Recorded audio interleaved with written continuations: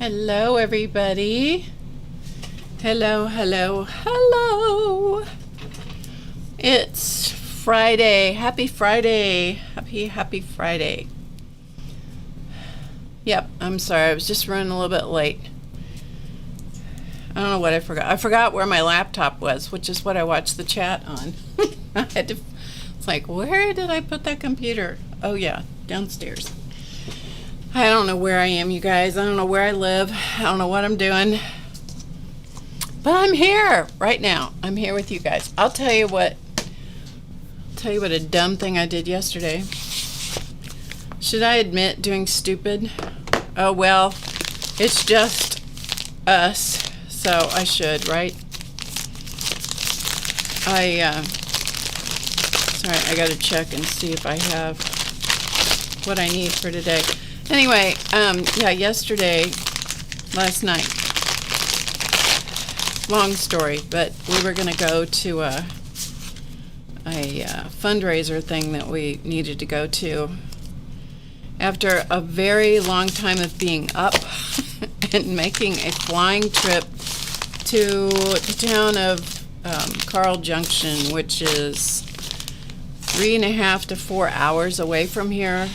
From where we live, and so we went to do that, and then we didn't stay long, and then we came right back, and then we had to be ready to go to this fundraiser thing last night. And needless to say, when you get up at 4 o'clock in the morning, you don't exactly put on makeup. At least I don't. At least I don't. And so once we got back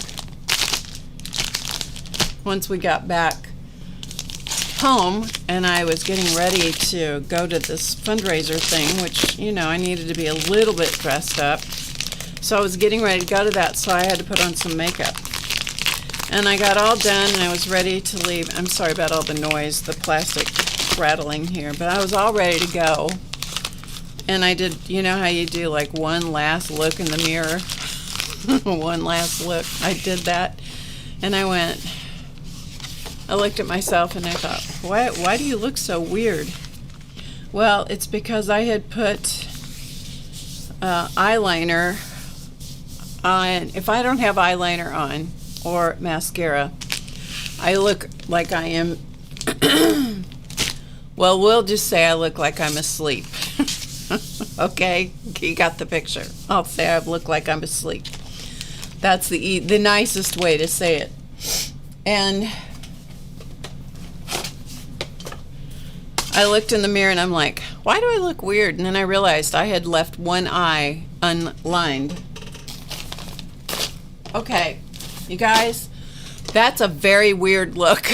Just saying, that's a very weird look. If you line one eye and not the other. You only look sick in one part of your face.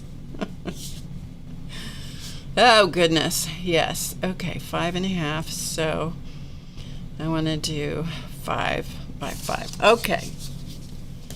I don't think I'm a jet setter. I don't think that's what I am.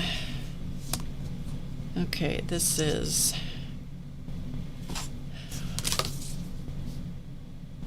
Okay, 9 by 12. Okay. All right. So what I'm going to do... Yeah, I mean, that was crazy. I'm like, how can you leave one eye? I mean, you have two eyes. I've had two eyes for a long time. You know what I mean? I've put makeup on two eyes for a really long time. I don't know quite how I managed to forget one entire eye. You know what I was grateful for? Oh, come on, stay with me, baby.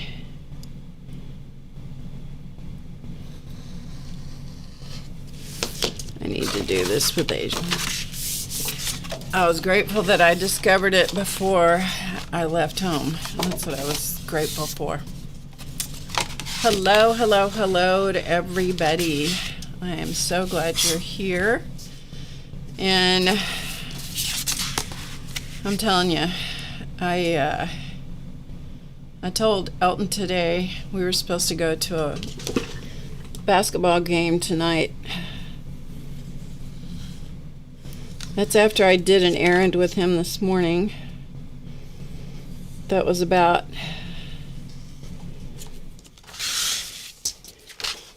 45 minutes away from here. So it was 45 minutes there, 45 minutes back, and like an hour at the place.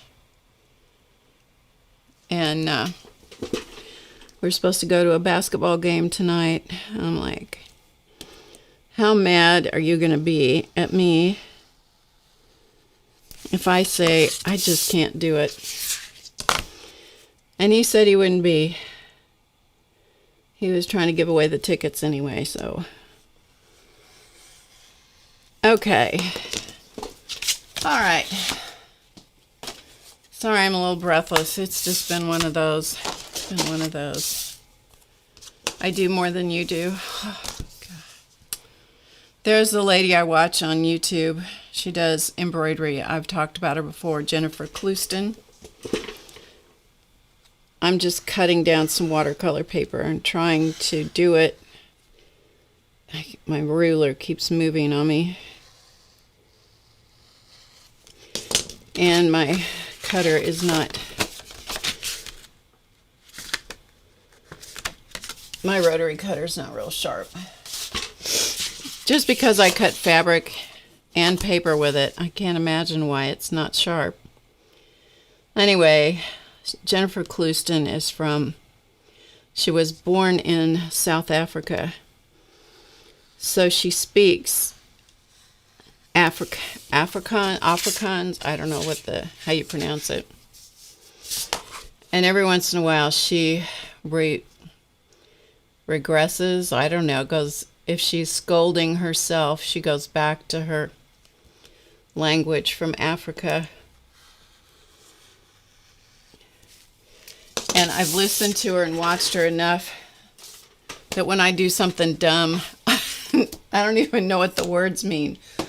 But I hear myself say the words that she says. I don't know if they're naughty words or good words or what. Anyway, it's so funny. Isn't that fun to watch her? Hello, Gray, and everybody that's here. Thank you for being here. I thought I would show you, before we got started, I would show you some, because it's time to do Christmas stuff. Let's just throw Christmas in on top of everything else.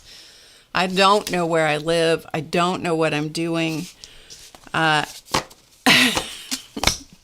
been to the doctor 3 times. Count it. 1, 2, 3.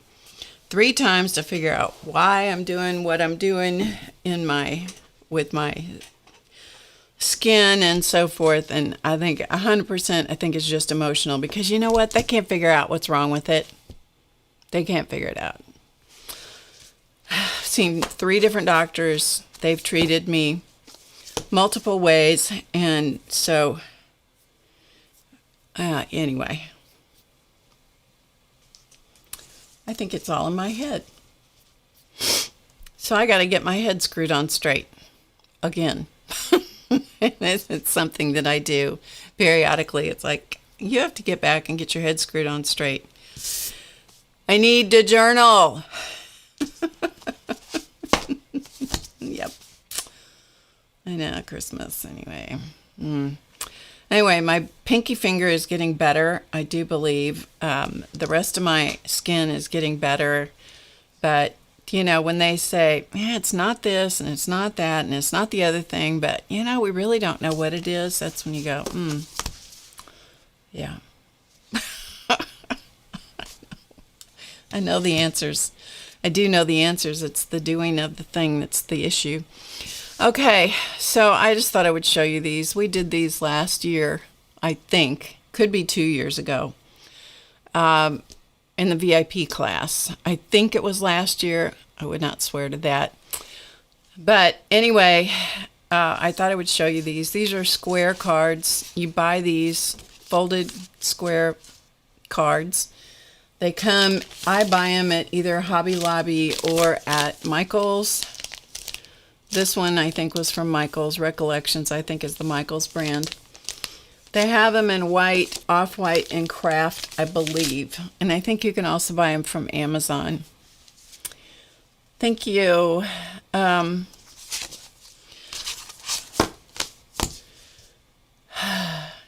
think you're right, Jinx. I think you're right. Anyway, so I thought I would show these to you. And these are jelly plate printed. The trees are masked. So the process for this was green on the bottom, then masks put on, and on the, let's see, is that what I did? Yeah, I did the green layer first, and then I did the blue layer on next. And before I took the blue layer, printed the blue layer, I masked off the trees. And then I came back and I started detailing the trees, which, did I finish? No. But it was a worthy, it won't take much to finish them. And I printed them, as I recall, this way so that I didn't get the back of the card. I love square cards. The only problem with square cards is that they cost more to mail. So don't put a regular first-class stamp on them and think you're going to get by with it, because you won't. This is the same sort of thing. I did the yellow layer. You can see the yellow texture on there. So I did the yellow textured layer and then did the blue. But before I printed the blue, I masked off the stars. And my masks were Tyvek. Hey, Dorothy. Thank you, Dorothy. I appreciate that. They are. But they look cool. They're fun and easy, but they do look cool. This one, you can see the difference in the greens. But once you start doing the tree decoration and stuff on there, you know, add color and sentiments or whatever. So here's another one. Same thing. These were all masks with Tyvek. So the green layer, pulled it on the whole card, went back, did the blue layers, different blues, masked off the trees, pulled the card. So I got green trees on a blue background. Remember, when you're working on the jelly plate, see, these are going in reverse order. So this one's the most done, the next most done, the least done. So you can see before the outline and the stuff done on it, decorations and stuff. Yeah, same thing on this one. Here's another one, different greens, different backgrounds. So this one has maybe this would be good for putting snow in the background. You can do the masks in, that one's enough to make you go, whoo! And you do need the outlines. You do need to do the outlines on the trees like that, or this. Because if you don't do the outlines around the trees, then they just turn into this, you know, make you crazy op art kind of thing. That's one of those make you a little dizzy, huh? But you can draw the lines, and then you can do shading on the tree behind. You can break all this stuff up. Another one, same kind of thing. So if you don't break this up, and you can decide what tree is in the back. Like I might make this one the front tree, and then this the front tree, just because they're down at the bottom of the card, and then shade the back one. You can do all kinds of stuff. You can put as much into these little cards as you want. Here's another one. This looks like this might have been a ghost print that I pulled from one of the other ones. But look, it looks like there's snow on the tree. Those are pretty cool. Okay, this one, this is a little bit different. This is taking it another step. So this one, let's see, I did the gold and yellow in the background. Then I came back with this sketchy blue layer next and put masks of the stars in, which you can hardly see, but you will after they're outlined. So that blocked out the yellow, because whatever you put down first is what's going to show. Well, you just have to think about your layers is what you have to think about. So if you mask something out, it's going to protect what's below it.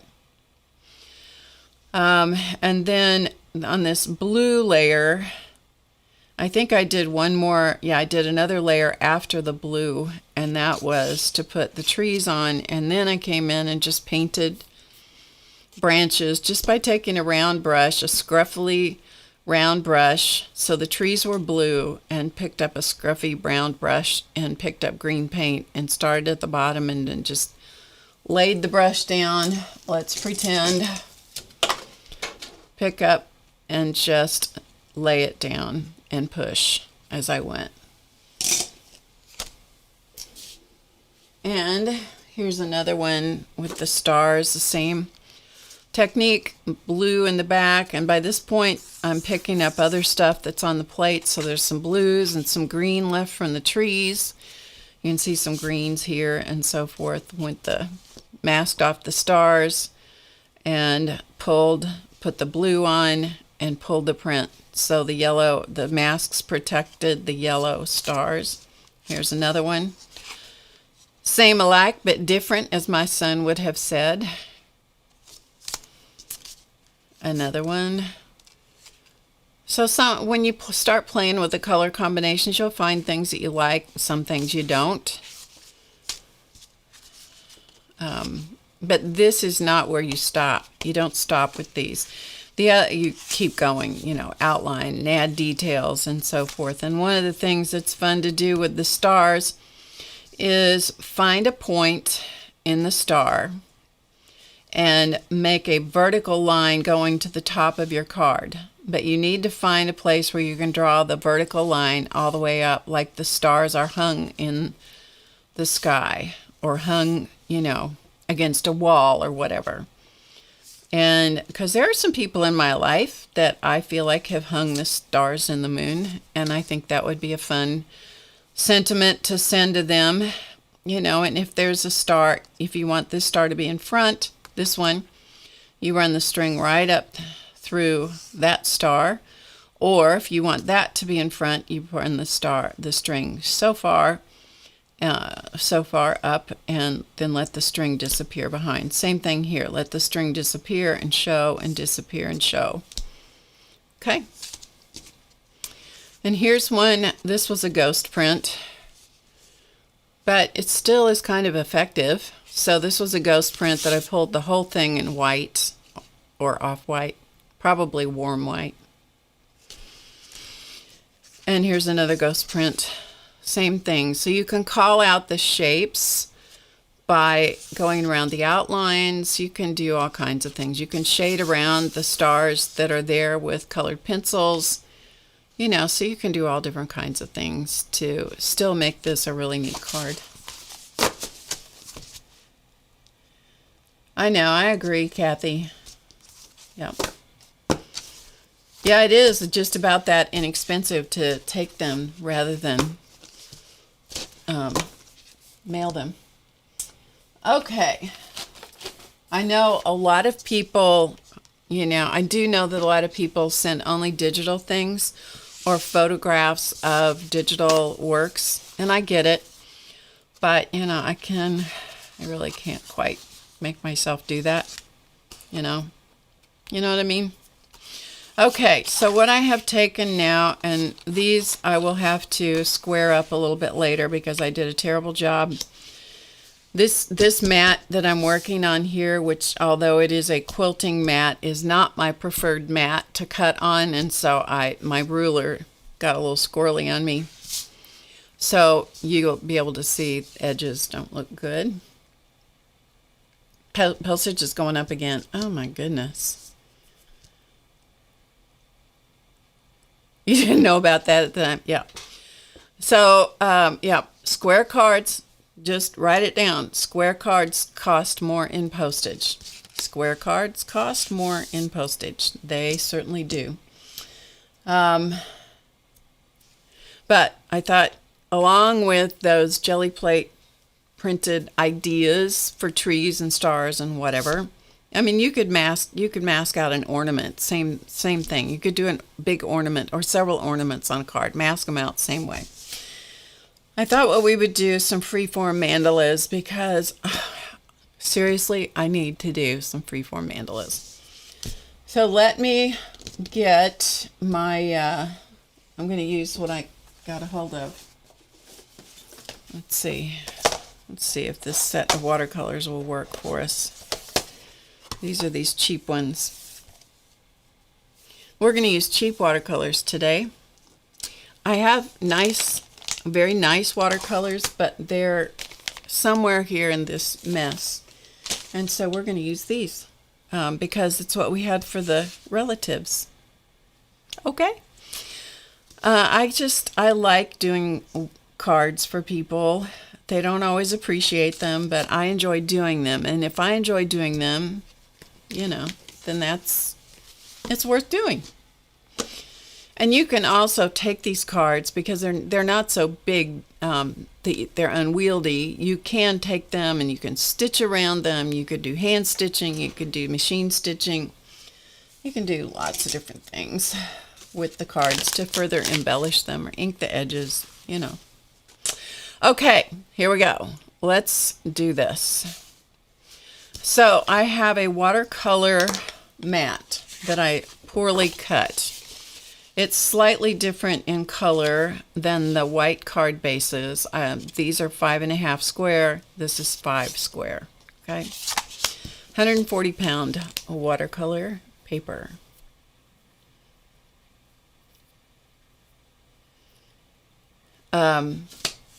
These are the inexpensive watercolors from Michaels that I've used like forever.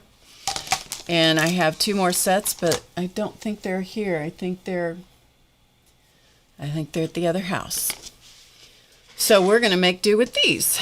I have some more expensive watercolors, but they're here buried somewhere. Somebody asked me what this brush was that I used the other day. And I did not it's one of the many things that I have not gotten done, which is to answer comments for a long time. So I'm going to answer it verbally. That person's probably not here and probably won't hear me answer. However, I'm going to tell you. I'm going to pretend that whoever it is going to hear. These are the cheapest brushes you can get at Michaels. They're Artist Loft. They came in a big set. I think they were watercolor, but I'm not entirely sure. But it was like you got a whole bunch of brushes for the cost of usually what one brush would cost. So those are the brushes. I do have better brushes sticking in here on my desk, and also I have another nicer set that I ordered to do a class with someone online, and I haven't even cleaned them yet. And I've had them for probably a year. Yeah. Mm-hmm. So, cheap brushes. All right, so what I'm going to do is I'm going to take this brush, and it is going to be full of water. At the moment the water's clean. It won't be very long, but it's going to be full of water. I'm going to start in the middle, and this is where you almost have to tip the paper a little bit because I want roughly, this is rough. There's a reason these are called freeform, and it's because I'm drawing with water that I can't really see a whole lot, and just making kind of a circular shape as much as I can, keeping the watercolor paper as flat as I can. It wants to buckle right away. And then if you tip it in the light, which I don't know if you're going to be able to see it, there you go. See, if you tip it in the light, you can kind of see where it might be a little out of circular form.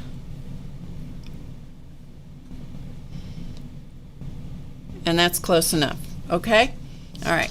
That's going to sit for just a second. And I'm going to I don't have my spray bottle here. So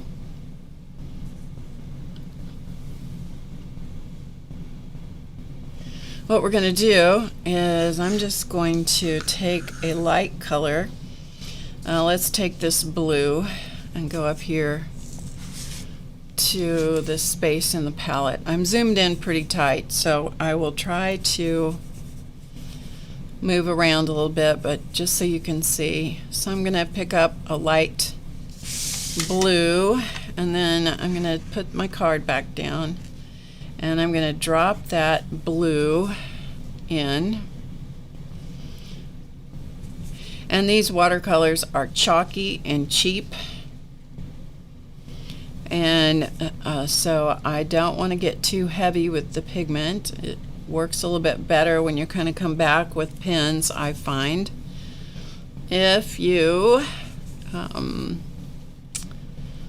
keep these pretty loosely pigmented, as in light, not much pigment on the brush, more of a wash.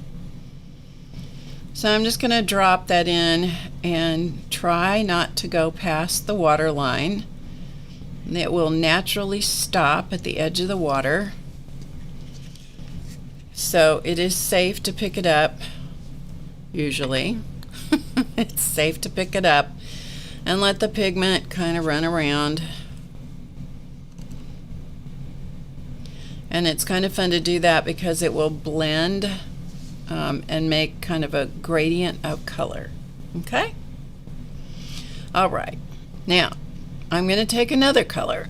And you can do this any number of ways as you wish. I'm going to take, and then try not to drop watercolor on your wet card. If you do, you're going to have to, and I'm right over my wet card, so I'm living dangerously. So I'm doing the same thing. I'm just picking up this purple and making kind of a light wash. You can start in the middle, or you can start at the around the edge, or you can start where you want. You can start where you want. I'm going to just drop some color out here. And you need to do this while it's fairly wet so that it will kind of blend and run around. But I don't necessarily want it, I'm not trying to form a perfect ring, I'm just kind of touching and dropping in some color, okay? Like so. Okay. All right, the next one, I'm going to do one more color, and I think for this,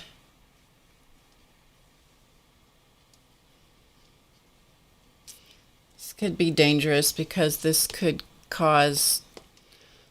wreak havoc here, but it's okay. I'm going to pick up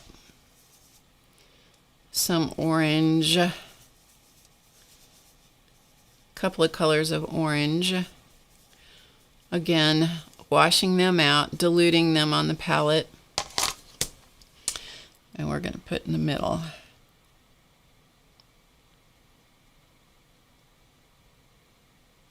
Now, that may go gray, it may go brown, who knows what it's going to do.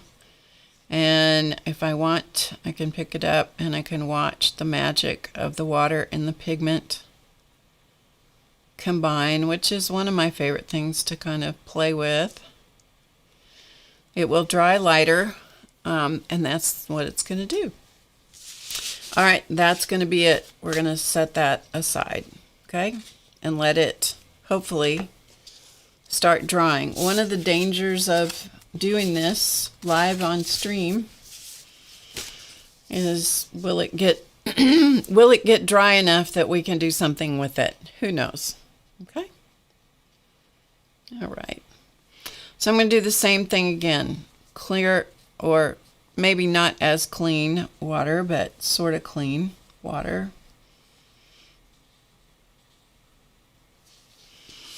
And I'm going to add that water. And I'm kind of tilting my head to the side so that I can see the reflection of the light against the water. And I have a little drip of water right here, so I'm just going to suck it up in case it is not where I want it. I don't know if it is or not, so I'm just going to pick it up.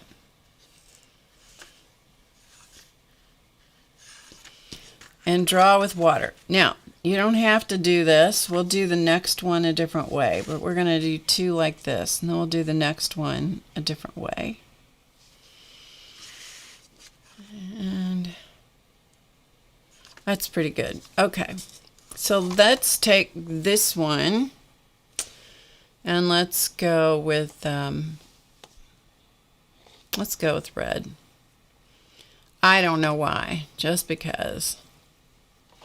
So I'm going to put this red. It's kind of a pinky red.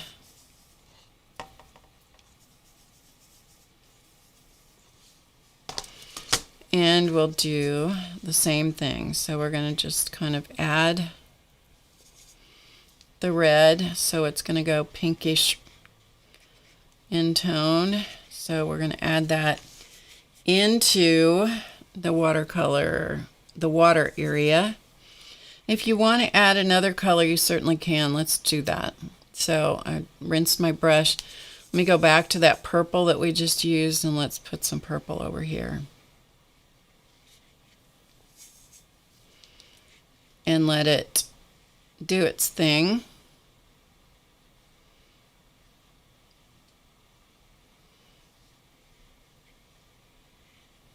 Okay, now you can take the card, and I'm again going to make it kind of flat because it immediately wants to buckle, so I bent it the opposite way. And then I'm just going to let the color run a little bit, not a lot. I'm going to kind of keep the purple a little bit where it is. You can do all kinds of other effects with this, of course, even with the cheap watercolors if you want to drop salt into it or some other resist type stuff. Salt is my favorite. And one of the reasons I like salt is because it comes in all different grain sizes, from ice cream salt to salt that you use specifically for fabric, and table salt and kosher salt and all of that. So you get different, it's similar effects where it will resist, it causes the paint to do funny things, but they're also absolutely stunning shapes that you can get out of them sometimes. Okay, let's try this pink color. I'm going to come into this area right here. Now this may not show differently, but we're just going to give it a shot and see if it does. Part of this is just for experimental purposes. And let's try, let's come in a little tighter now and drop some of this color in here, the pink on this side. Okay, and then I'm going to go to one of the dark blues over here.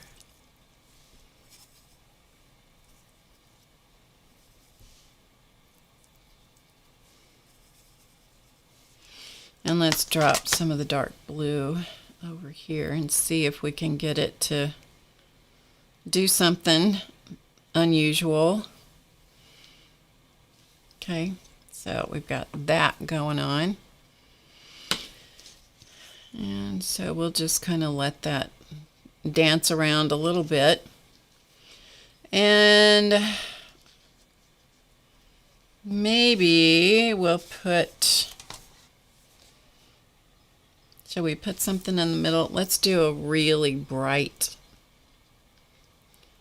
lightest, brightest yellow that is on this palette.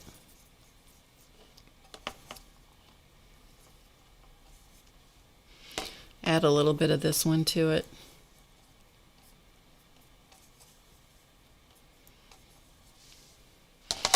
And these are, remember, these are just cards. So, okay, the background has already dried. So I'm just going to dab the yellow around in that center area, center-ish, it's off center. And if it touches the wet, it should kind of help let the color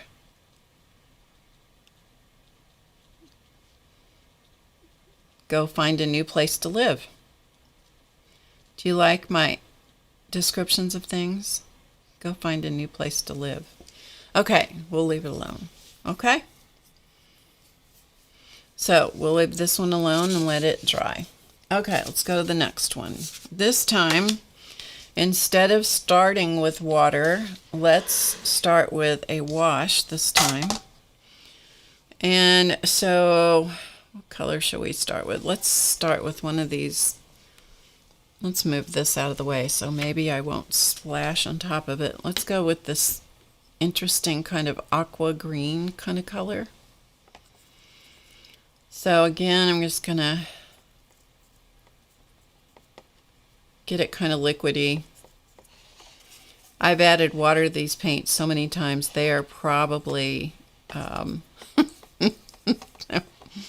don't know, that's probably done something to them. But they weren't much to start with, so there you go. Okay, so we've got this kind of aqua green-ish color. And now we're going to start with a wash this time instead of the water.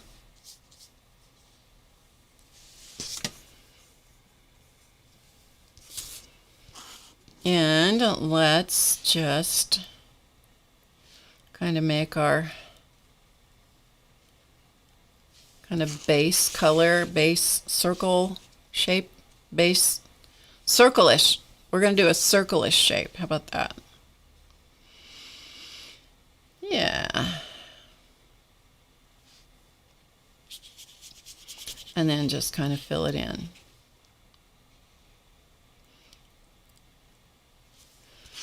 You have kind of a limited amount of time that you can adjust this. And then you better leave it alone. Okay, there we go. There we go. Okay.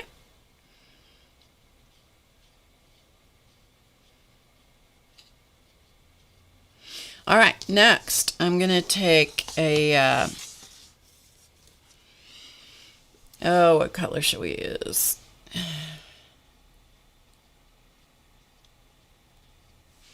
Let's take this darker greenish color, so it's darker, hopefully, than what we had, and maybe add some blue, kind of a dark greenish blue into it. So we're combining a couple of colors. And let's again drop color around. This time I'm going a little closer to the edge than I did on the other ones.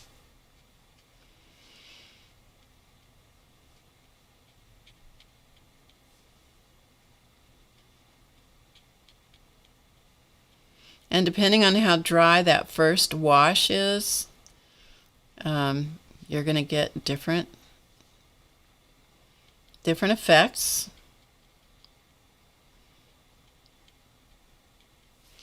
Okay, so we've dropped some color in there. Again, I'm going to pick it up and I'm going to kind of bend it the other way so it doesn't, not everything will run all the way to the edge. Are you guys still here? Because it is quiet in the chat. It is quiet in the chat today.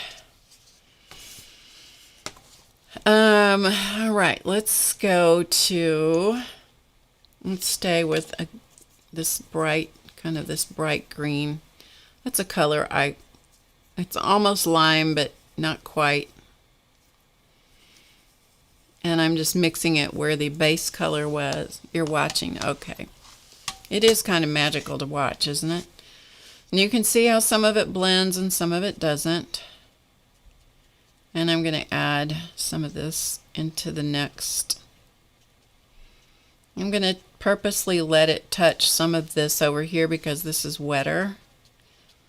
And just see what it does.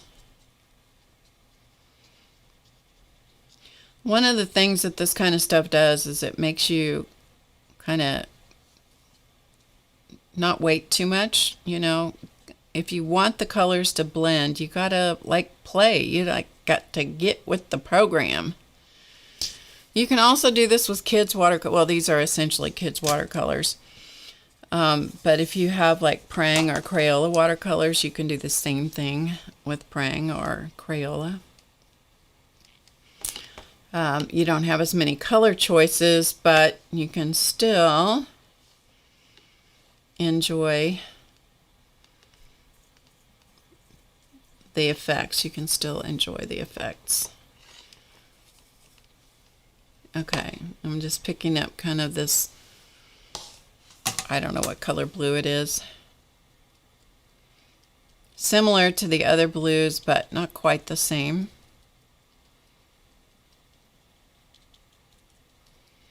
But by working in kind of in rings or in sections, you can get some delineation of color. And that helps you get started on your mandala. If you choose to do a mandala, you could turn these into flowers. You know, that would be fine too. Okay, let's use whatever this color is. Corally color.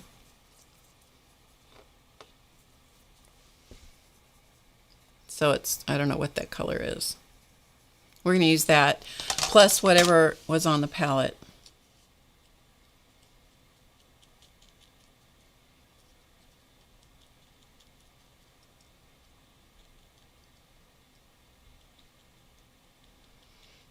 And let it kind of do its thing. Prang is excellent. You know, I felt really bad about using Prang watercolors for a long time. And a good friend of mine who used to watch the show, she lives in Colorado, and she's a phenomenal watercolorist. And she told me one time that she'd done paintings with Prang watercolors. And I thought, well, I don't feel so bad now. I don't. I feel pretty good. Okay, and then let's just put this light purple.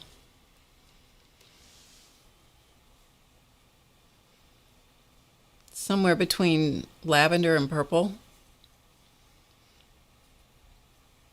Again, with whatever was beneath it on the palette, and we're going to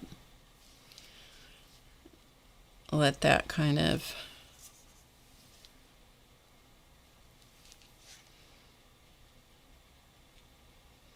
live in the middle.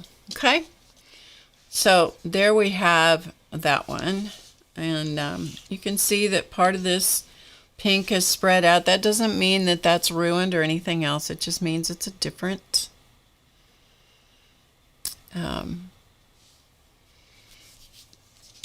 it just means that it gives you another color option or shape option. All right, so we're going to set that one aside, and let's do one more. So I'll have 4 of them ready to go. And this is inexpensive watercolor from our watercolor paper from Michael, or not Michael's. This happens to be Canson. Yeah, this is Canson. This is what I'm using. Canson watercolor paper, 140 pound, 9 by 12. And I cut them 5 by 5 inches.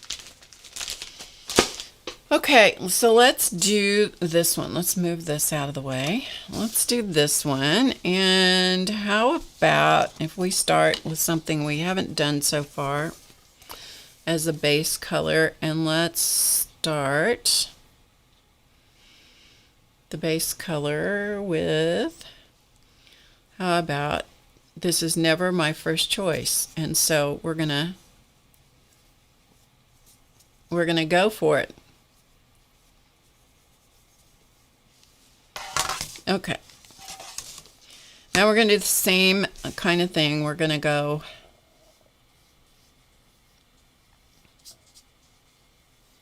with the wash and draw the shape that I want using the color. And I'm going to work fairly quickly, I hope, so that I can get the colors to, as my dad's sister one time, who she was older than my dad, half sister, and she was writing a recipe for a competition, and it was, I think she was making meatloaf for this competition, and so part of the competition, I guess, was to see how flowery you could be with the language. Anyway, the recipe said she was putting the I think it was the breadcrumbs and the milk, and let them happily associate together. So we're going to let the pigment and the water and the color happily associate together. Hi, Mary. Good to see you.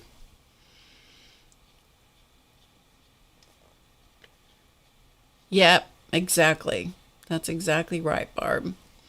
Okay, so that's the color we have. It's sort of a, it's just kind of a neutral, warmish orange, light orange. And then let's pick a, let's go for a warm brown. This is kind of a burnt sienna color.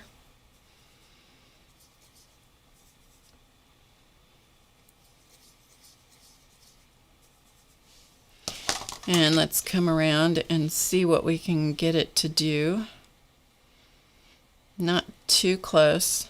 If your brush is too wet, you will splatter outside your circle, which I just did, and then that's just an opportunity.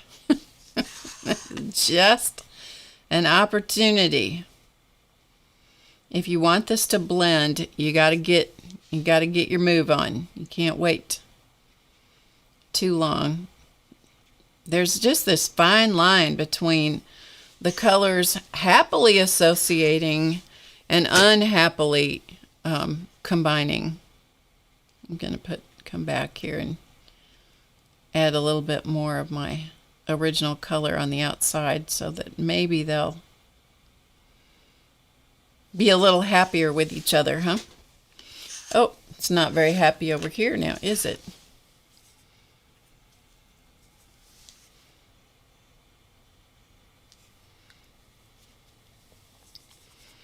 And they don't have to be a perfect blend by any means, but if you're wanting them to kind of blend with each other, then you gotta get your move on. Okay, let's go to the next color, and I don't know what color I want to do. Let's do this bright orange and see what it does. Kind of bright orange, and let's.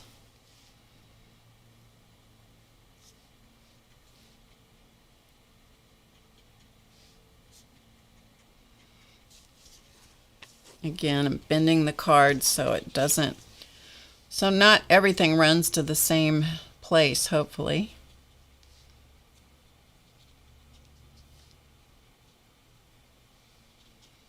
Okay, so we've got kind of a bright orange happening. And now I'm going to go to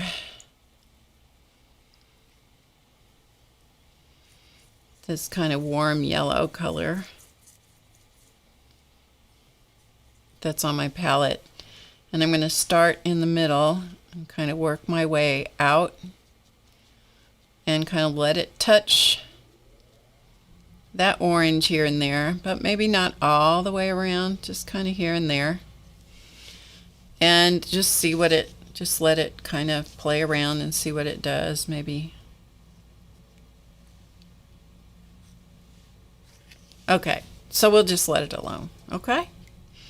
Another thing that we could do if we want to do, and I think I'm wanting to do it, is I'm going to pick up, here's a weird color. I don't know what color this is. Some weird maroon-ish color.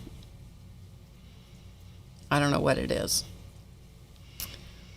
And I'm going to drop some of this around the outside, and let's see what it does.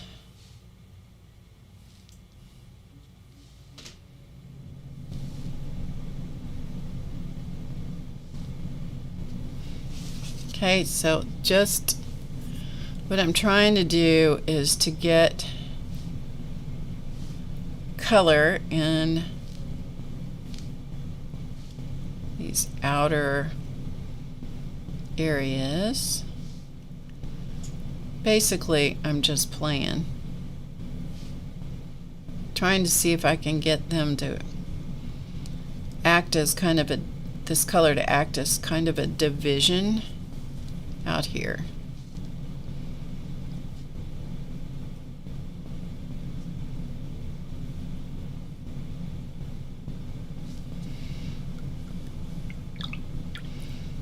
Okay, we're just going to let that see what it does. Oop, and it's going to, well, that could be kind of interesting.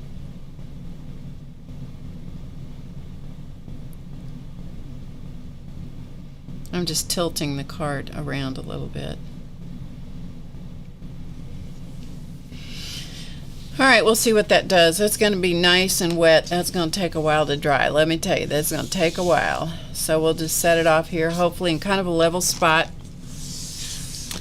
And now I'm going to take my very fancy palette here, and I'm going to set it off to, if I can find a semi-flat spot in my studio, and let it dry. Because I don't ever close up the palette when it's wet, because I don't like mold. Hello, Patricia. Good to see you. All right, so let's look at the ones that we did. You saw the one I just finished. So I need to get rid of this water also. So my purpose or my intention is to cause these to dry and give me some unique, hopefully unique backgrounds. So let's see. But maybe not all the same, right? That's what I'm after, is some different kinds of shapes and things that will suggest various kinds of mandalas or flower forms or whatever. Okay? And the other one, which I just did, so this one is pretty dry. This one is pretty dry. Not super dry. This is the driest because it was the first one. This one is still got some wetness going on. And you can see how differently they look just based on what the pigment and the amount of water and the paper and everything, what they do. They kind of form their own, they just do their own thing. You can't control, I mean, some people tell you you can control watercolor. I don't think you can. I can't. But then I'm not a watercolor person. All right, so this is the one we just did. I'm just going to tip that a little bit more and let that water and pigment kind of play around a little bit. Okay, so let's set it off to the side and let it do its thing, whatever it is. Whatever it wants to do, it's going to do it, okay? All right, so let's take this one, and I'm going to hit it with the heat gun from underneath. I don't think it's going to move anything, but let's just make sure it's set. So heat from the back side. Can't do this if it's wet on the front. Can if it's pretty dry. So, heat from the back. Let's give it a little heat from the front.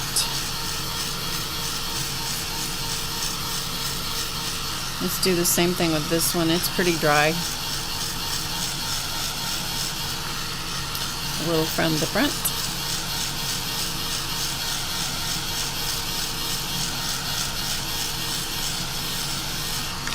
Alright, this one's a little wet, so we're going to have to dry from the back first. I'm not going to turn it pigment side down. I'm further above the paper because the paper is still shiny, or the paint is still shiny. Paper is shining, I guess. I don't know. Pigment or the paper. I don't know. Something's shiny. The water's shiny. I don't know. Something's still shiny a little bit. So until that shine goes away, it could still kind of move around. We don't want it to do that. So I'm just helping it get a head start.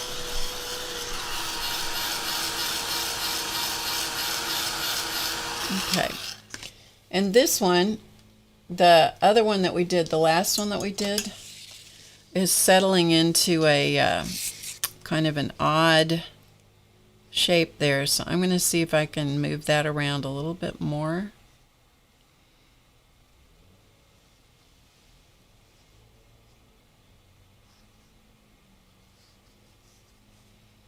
It's kind of mesmerizing actually to watch it do that.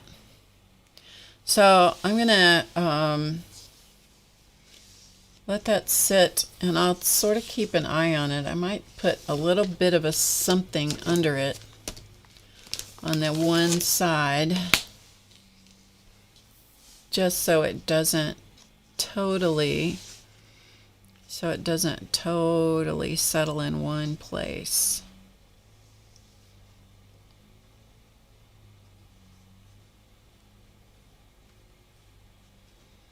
It is rather mesmerizing to watch, so we'll just set it.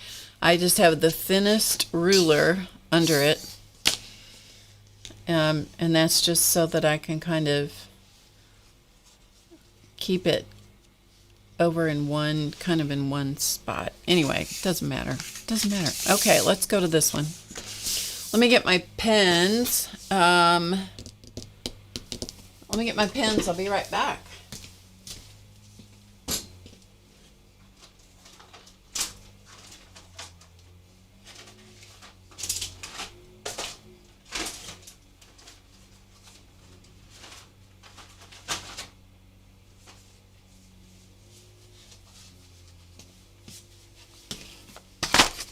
Okay, I have a little bin of pens, and so we're going to just see what we can do.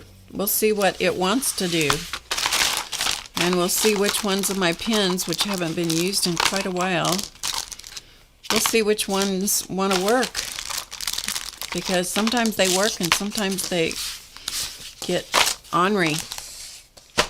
You love the last one? Oh, thanks, Mary.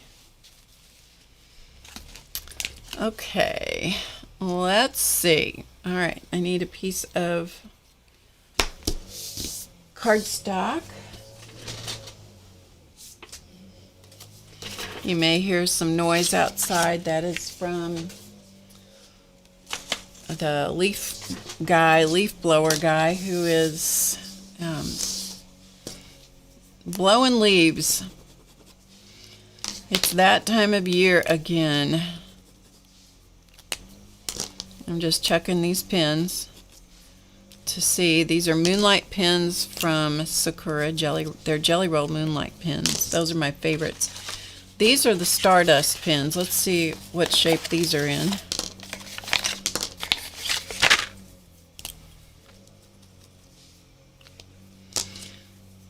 These tend to work a little bit better. I think, as I recall, they work a little bit better on a light color.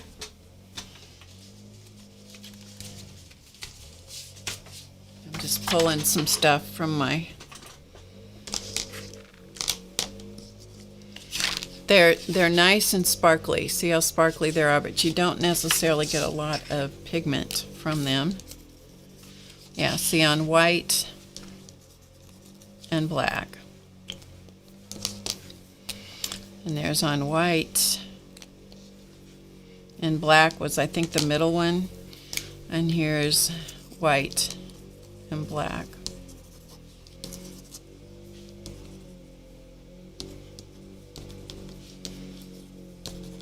Okay, that one doesn't want to cooperate, so he immediately gets shoved to the side.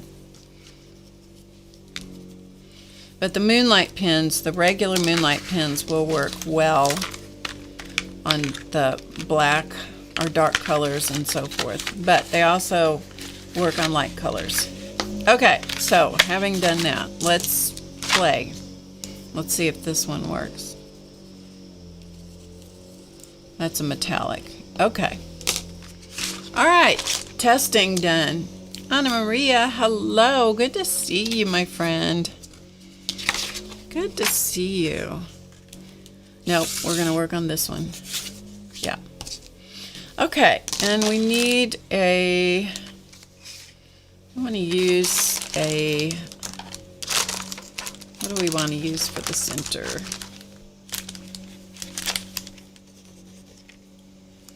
Yeah.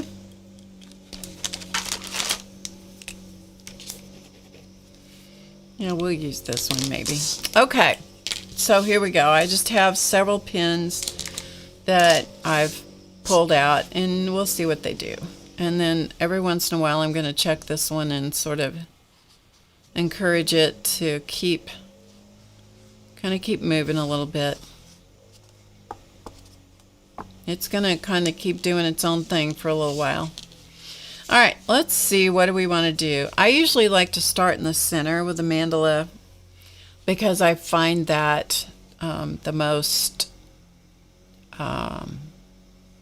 it's like the song says, it's a very good place to start.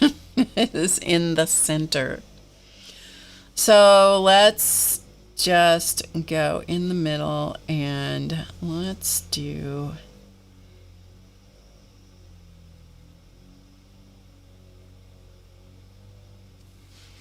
kind of a circle. And I guess I could come in a little bit more so you could see a little bit more of what I'm doing. Every once in a while I'm just going to come over here and just keep tilting this one and letting that pigment kind of play a little bit more. Okay, so here we are over here, and so now what I want to do is just take I'm just gonna keep going and see what I want to, just see what it feels like. Okay.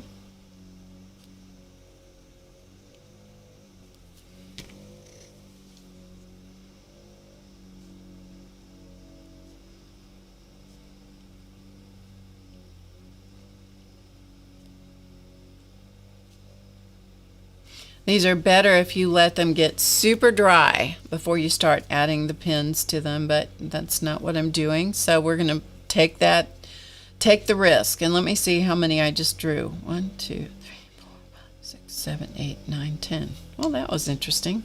You never know. Okay, I'm going to go to another color, and let's do this one.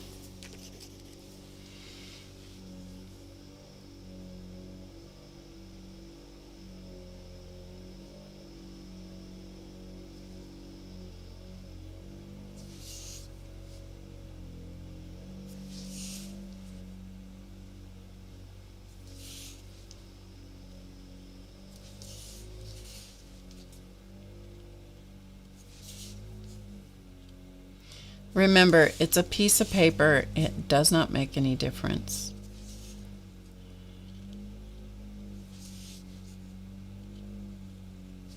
Okay, it's just a piece of paper. All right, now let's go to another one. I'm just going to use another pen, another color.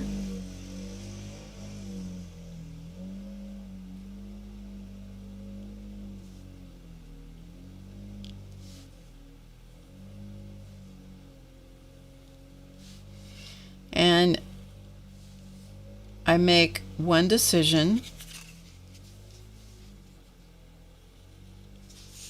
and repeat it around the mandala. Okay, they're not even, they're not meticulously done, they're free form. Okay, free form.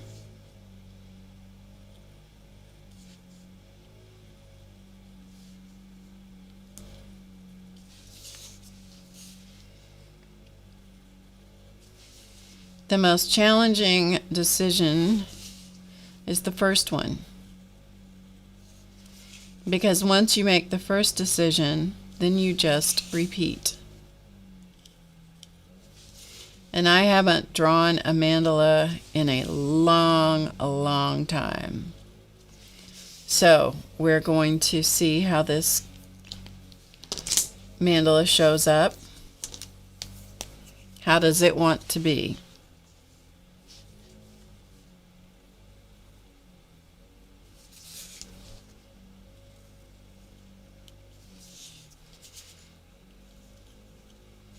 So I get just sort of the basic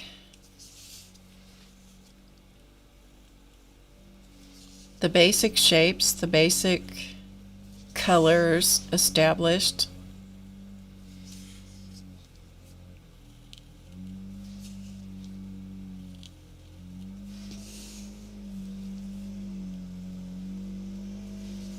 Like so. All right, and then this is just to get me started, and then I'm going to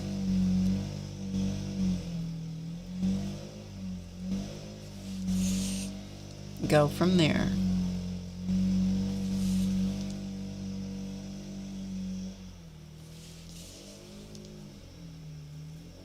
Sometimes I draw towards myself, sometimes I draw away, like across the mandala and away from it. Sometimes I draw towards myself. There's no right, there's no wrong. There's only the way you're doing it in that moment.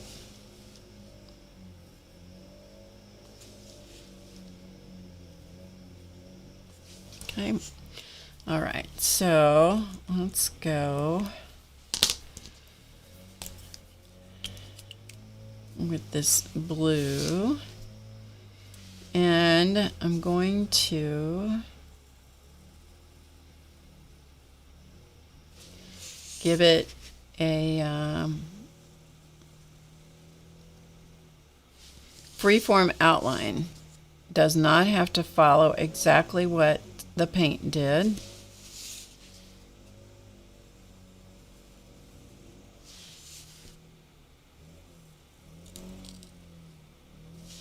Okay, so we have a place to begin, and now if I want to go beyond this, I may just take a moment and do that, and that's what I'm feeling like I want to do. So I'm going to go.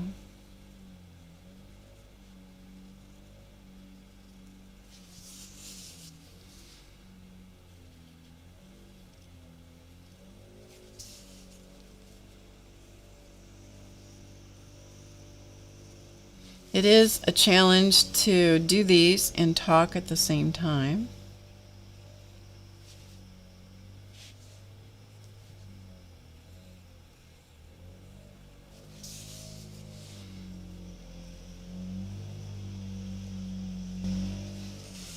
And if you get stuck, my experience when you are drawing mandalas, if you get stuck and you think, I don't know, that it's just not looking the way I want it to look, first of all, give that up, because they all have their own character, their own personality. And the next thing is just do more. Okay? Just do more. And at this point, I'm going to take a moment and I'm going to add a dot in between each of the scallops.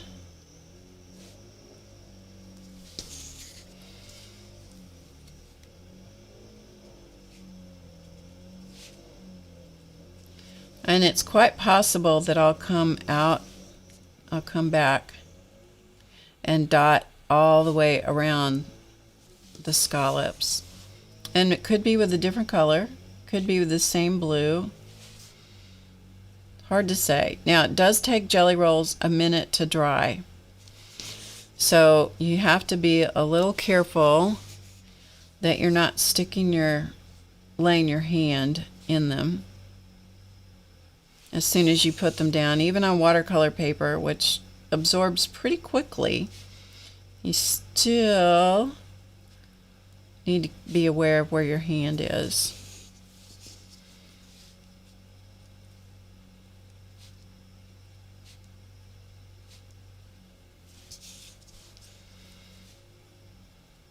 So I've established kind of my basic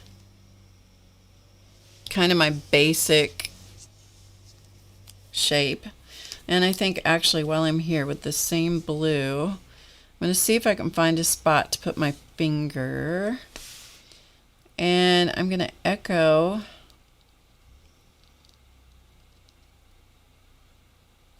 see if I can echo that line.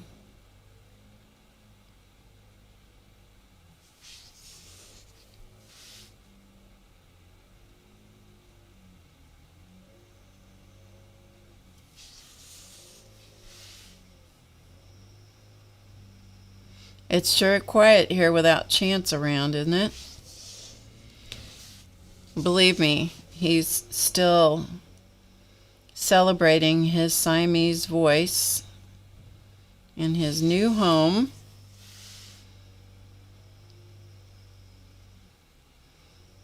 I needed to make a reservation for Muppet next Tuesday because I can't leave her for long periods of time at this point.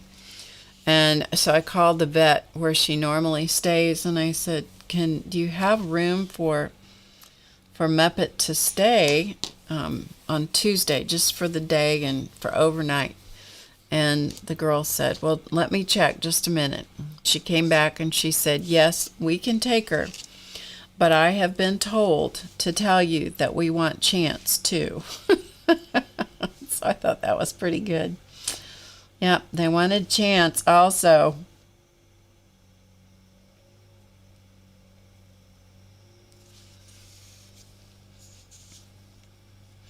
And I said, well, I will see whether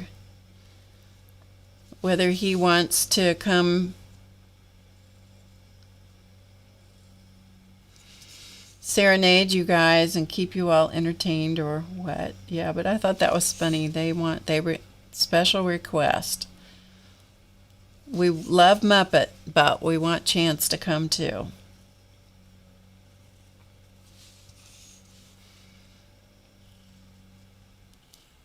It's nice when people love your animals.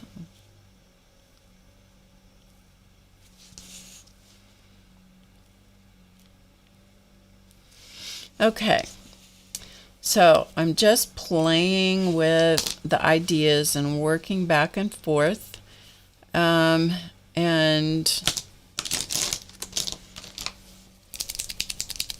you missed them. Muppet's here with me today. She's asleep on the couch. All right, this is a white Posca pen.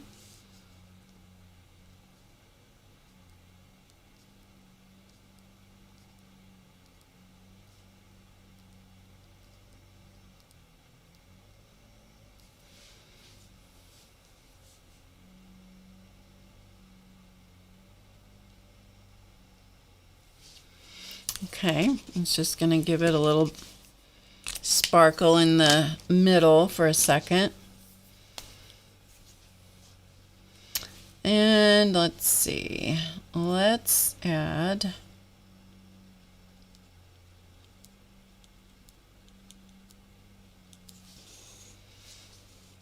again within, and this even goes now that I've kind of established sort of where I want to go with this, although it could change at any moment. Again, I make one decision.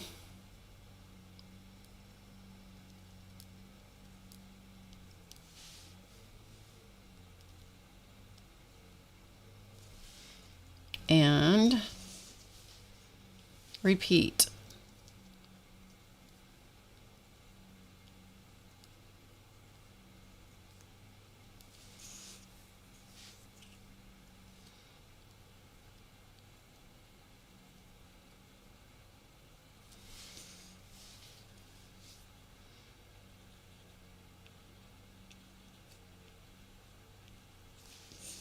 And if you end up accidentally laying your hand in your work and smearing something,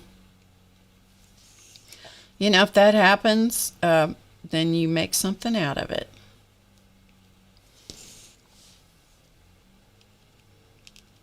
I'm just letting the little zigzaggy lines tell me where to put dots on each side of them. Wherever there's a little divot and it seems like it would make sense, then that's where I'm putting them. Hi, Mary. Okay, so kind of that idea. All right, while I'm here, while I'm thinking about it, I'm going to go out here and I'm going to echo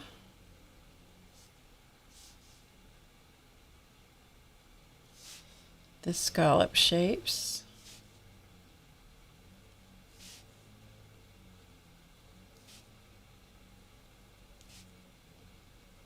Sometimes my hand is not very steady. Sometimes the paper is kind of wonky because it's dried a little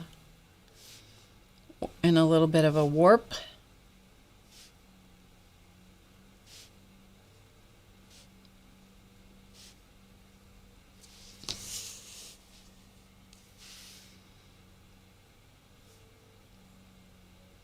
So I try to stabilize the paper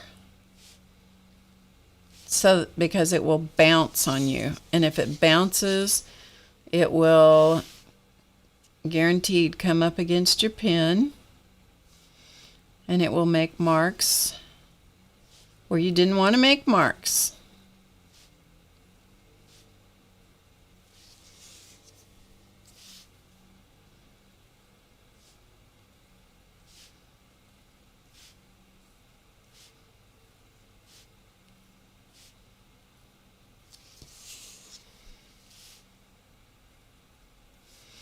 Okay, another thing I'm going to do in here, let's see.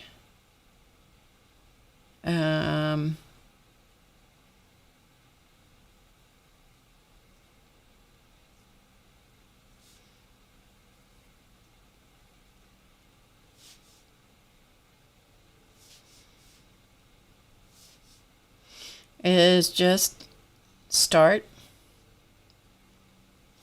Remember, it's one decision. Repeat.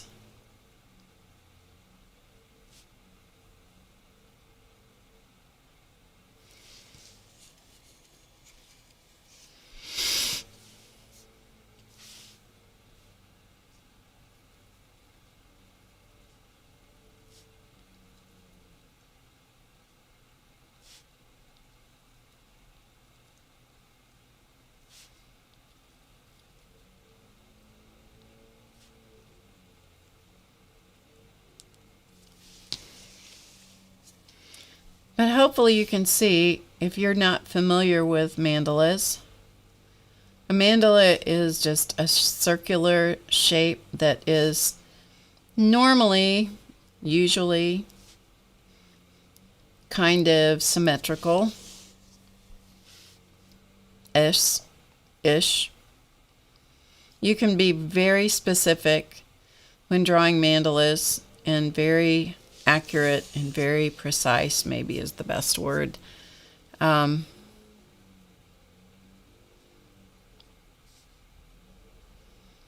you can just fly by the seat of your pants like this and let the watercolor that you put down, let it dictate what you're going to do.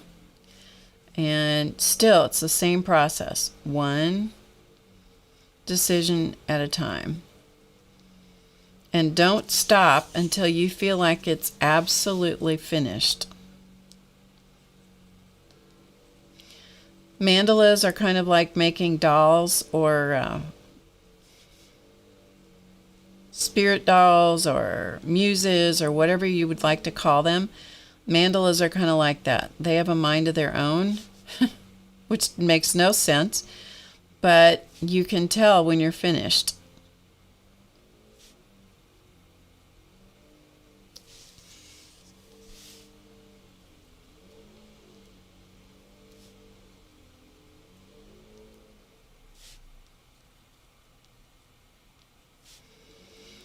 But I highly recommend that you don't quit on a specific round of color or round of embellishment until you've gotten all the way around, because it's so easy to forget. I mean, I've got a mandala right now in process.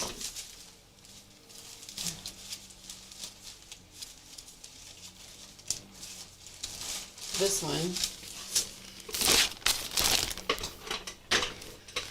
This one that I started, I don't know if it was last year or the year before. I started this one. The intention was to do it for my Christmas card. And although, I mean, it's on a 12 by 12 piece of paper. And so that's part of the problem because it's big. But when you do a big one and then shrink it down, it's a very cool look. But I started on it, and I even have the pens in here so that I knew what pens I was using. If you do that, if you start it and keep going, but you stop before it's done, it's so hard to go back. It is so hard to go back and make yourself finish it. So it's one of my many things that need to be completed, right? Sure enough. Now you can go in with these bits and pieces here. Let me do that. Let me go get some pencils. Hang on just 1 second.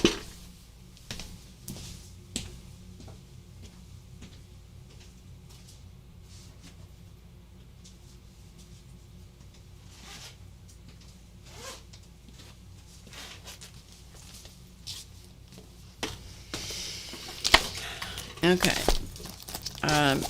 I just grabbed the first set of colored pencils that I saw, so we're going to find out what's in here because I've forgotten. These are the Cezanne colored pencils. So let's pick, I don't know, let's just pick this one.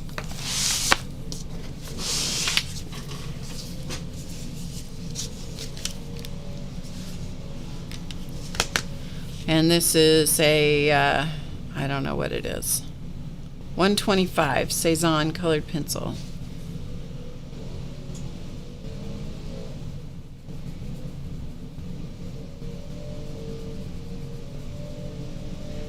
And just softly fill in the shape.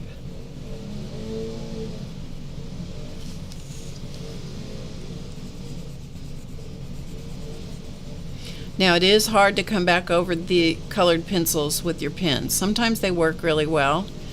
It works better, I find, if you do Inktense pencils and dissolve the ink and then let it dry. Then coming back over it with the jelly rolls and stuff works really well. But coming back over these waxy based pencils doesn't always work. You most of the time end up having to use a paint pen like a Posca pen. You can come back over that, and especially if you want to dot them, you can dot them easily on top of the colored pencils, but it's a little hard to draw on top of the colored pencils sometimes.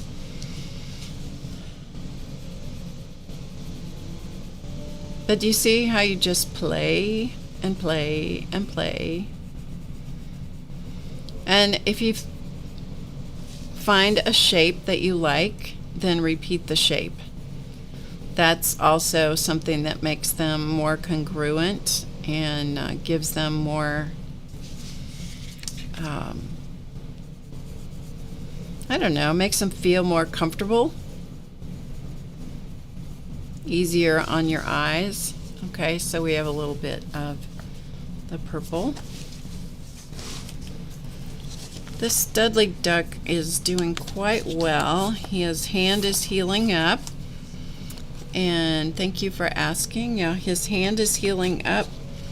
He has decided, probably to the chagrin of his hand doctor, who he will see in 2 weeks, to take the brace off at night, because the brace was, or the splint was driving him crazy at night. And I have to admit, it's not very comfortable when somebody rolls over and doesn't mean to, but smacks you with the hard brace. I gotta say, it's not comfortable. So that's healing up. His leg is much better. His chest is no longer sore now. It was so sore for so long, but that has healed up, and so he's doing much better. He's doing much better.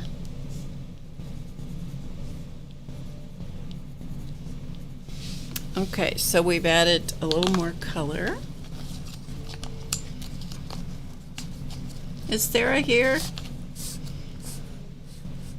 Is Three Dogs Sarah here? I didn't see you. There she is. Hi, Sarah. Sure enough, she is there. Okay, let's use another color in, let's see what other colors I've got. Got lots of colors. It's a matter of pull out one that you think you might like. So let's use this one in here, just to give it some, just a little different color in here. Still has that yellow orangey color in behind the petals.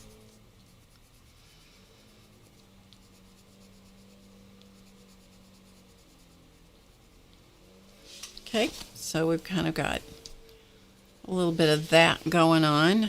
Just makes it a little more interesting. Okay, so I've got a little more color work happening.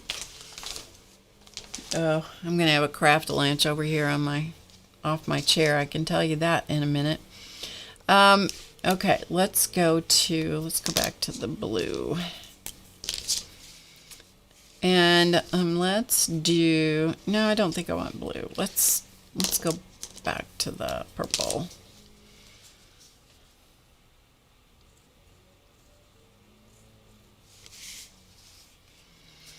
And so I've decided that I like that. And this one, I would like the middle one to be taller and filled in. So I'm going to do that right now. Okay, so I've made that decision. Okay, watch where I lay my hand.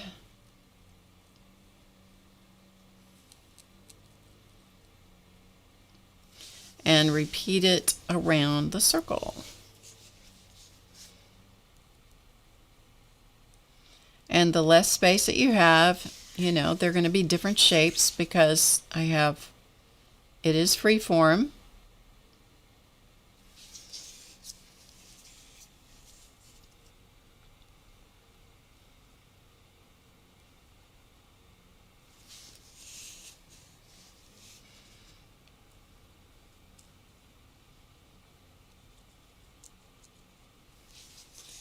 I don't know if you guys enjoy watching this kind of thing or not, but I gotta tell you, this is what I needed to do today.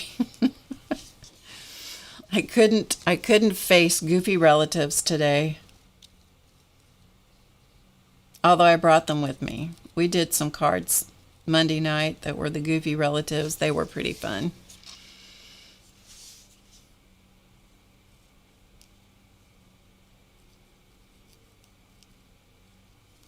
Okay, so we've got that going.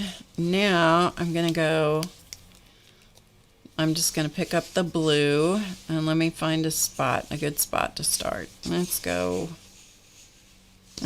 here. Okay. And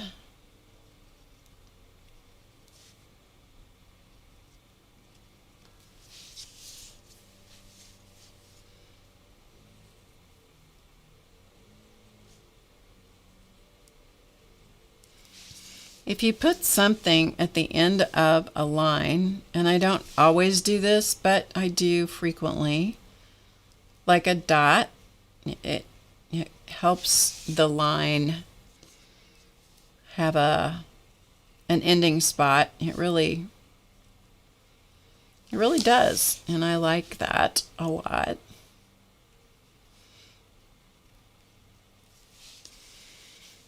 And I just create the mandalas one little bit at a time. One line, one dot, one shape, repeated over and over and over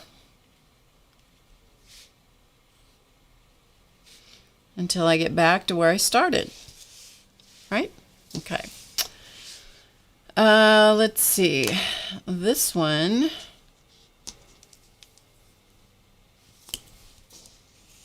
Okay, we've kind of got the pink and the orange color kind of happening. So let's add some pink and some dots at the ends of those lines.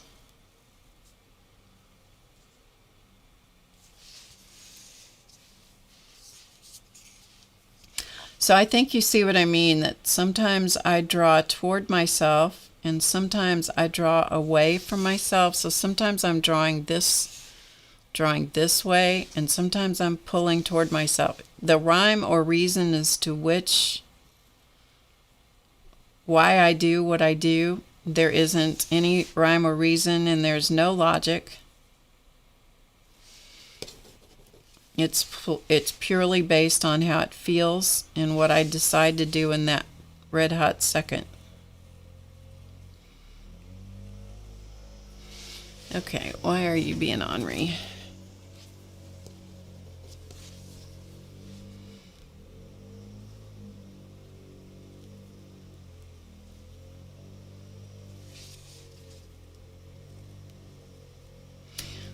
It's helpful if you're one of those people that draws with a lot of pressure or writes with a lot of pressure. It's helpful if you don't do that when you're working with these pens, I find.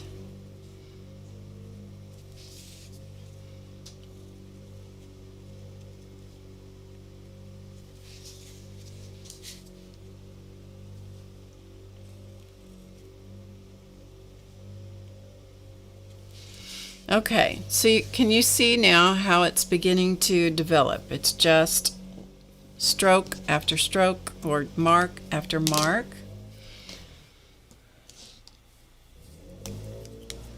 All right, I'm going to go back to this, whatever this color was that I used. I don't know what color this is. It's kind of a fleshy brown, orangish color.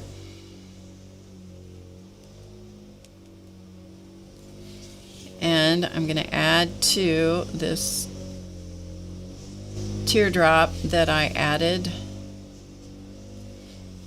just a second ago. My intent is to have the top dot a little larger than the next two, but you know, depending on how I drew it, it might allow me to do that. It might not.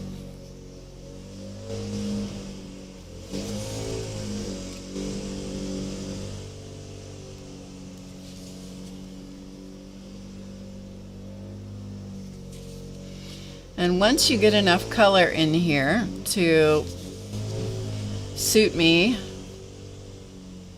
then what I will do is come back in with black and white, and I will add some black and white marks as I go. Okay, let's go back to the pink.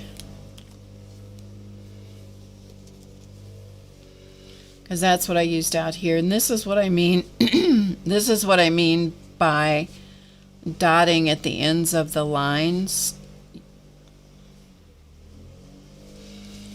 I find that those simple little dots at the ends of the lines make, I'm going to have to hold the paper down, give those lines a little more significance. And I don't know, I just like it, that's all.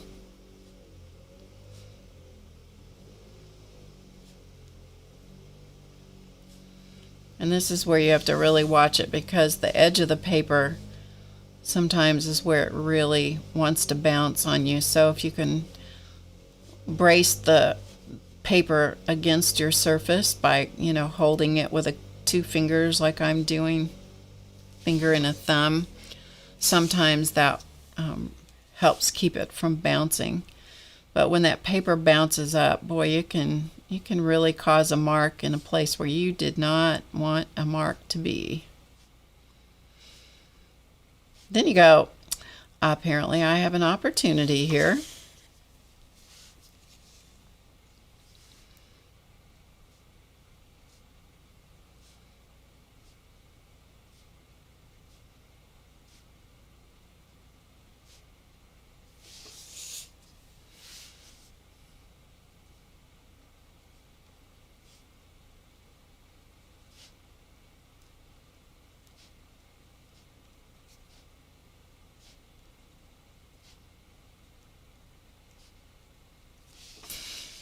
Okay, and then we'll look at it and see what needs to happen next.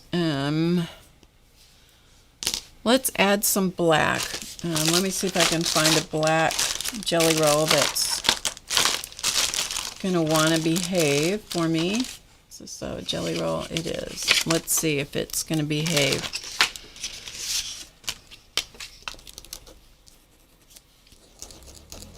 Nope, that one does not want to work.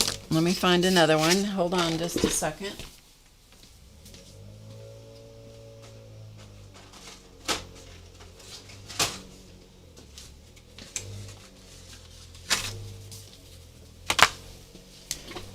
You got to use your supplies. If you don't use your supplies, they do tend to clog up or dry up or be ornery for you. Let's see if this one will work. Let's see. Well, we'll just start here.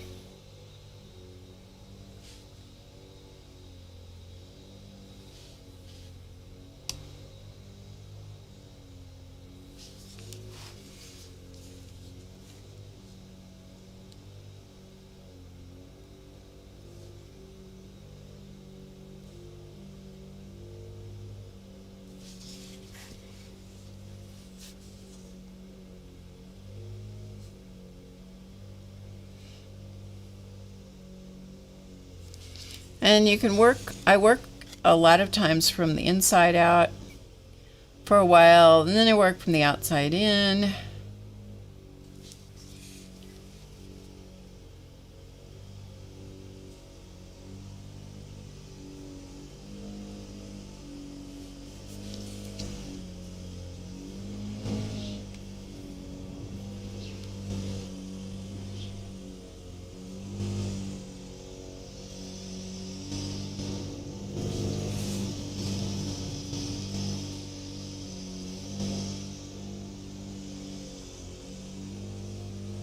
And sometimes with your jelly roll pens, if they've been sitting as long as these have, once you start using them, the ink starts flowing much better.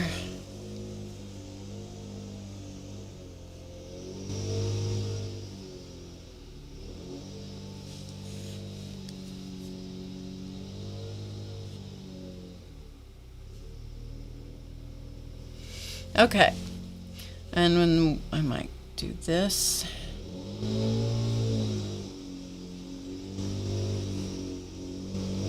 The black outlines on things I find just make things have more presence and more significance.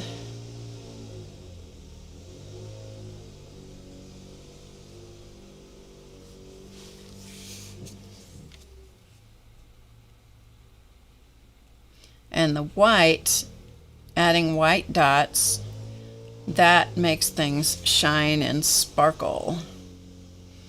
I call it the frosting.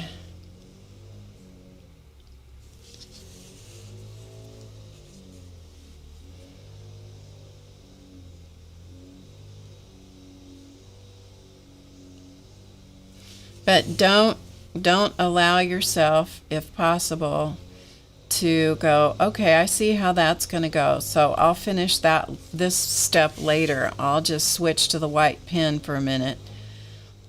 You will hate yourself if you do that, because it's so hard to come back and finish it up. So you're much better off if you'll just do all the way around with whatever the thing is that you're doing in that moment. See, now I've gotten over to here, which is back where I started. And see, that way you can see all of... Hello, Alicia. So you can get all the way back around and you can see the completed element that you were creating, that you were doing. Okay, let's do another little... Let's add another little... thing.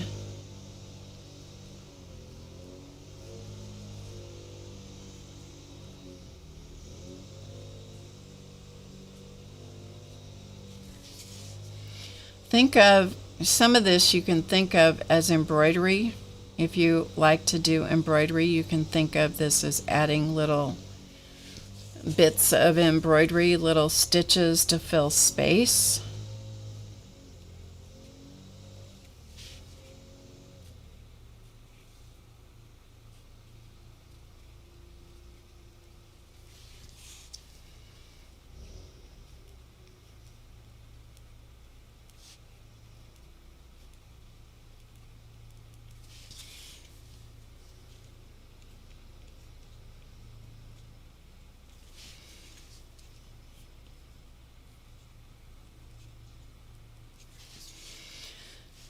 Oh, I'm feeling much better. I have to say, I know I haven't been full of stories and things today. I just mostly needed to spend some time doing something that is always calming to me, and just spend some time with some online friends.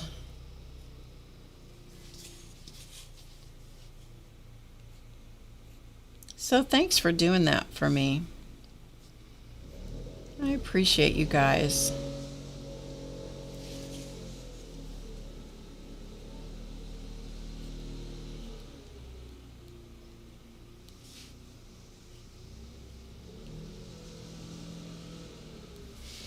Okay, and then once you get to a certain point, you can stop and you can just take a look and you can see what you think, and then you can always come back, grab a white pen. Where's my white pen? Here it is. And on your new tablet, good for you, Angela. Okay, so let's come in and let's just add a few little sparkles.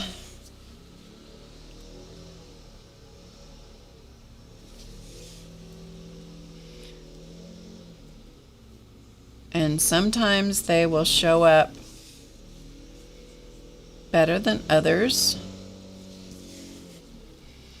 And if here's the thing, if you put dots on things and you go, nope, don't like it, then let the dot dry and come back over it with pen or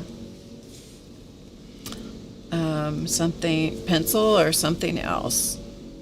Just because you made a decision and you made a mark doesn't mean that it has to stay.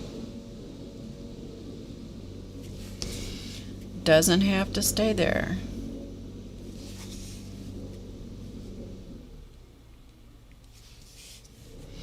I also find that sometimes when I do things and I make a decision and I back off and look and think, oh no, I'm not going to like that at all. Then I back off, let it dry, and look at it later and go, what was it that I didn't like about that, that thing? What was I going to change? And it somehow looks better later. I don't know. I don't know how that works. I truly don't know how it works. So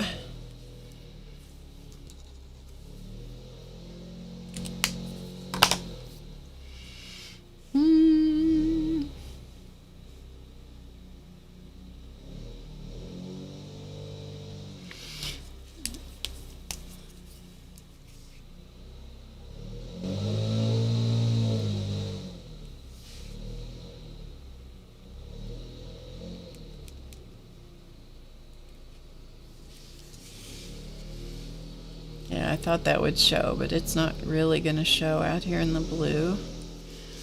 But for the sake of continuity, we're going to finish it all the way around, even though it's not going to show very much.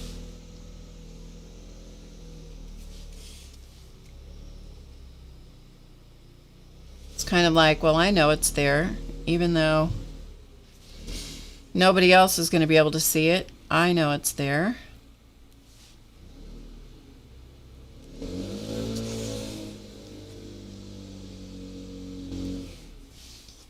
So, yeah, that's not going to show it for anybody, but I can see it here. I can see it here. Okay, let's do another.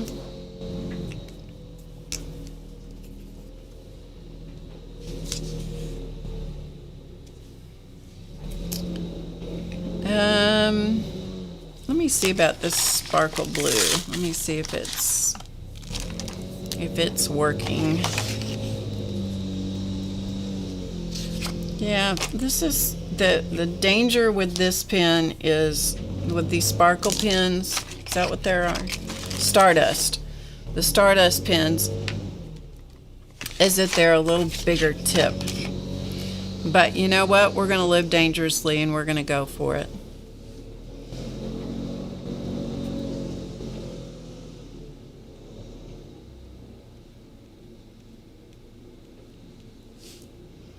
So the Stardust pen is a sparkle.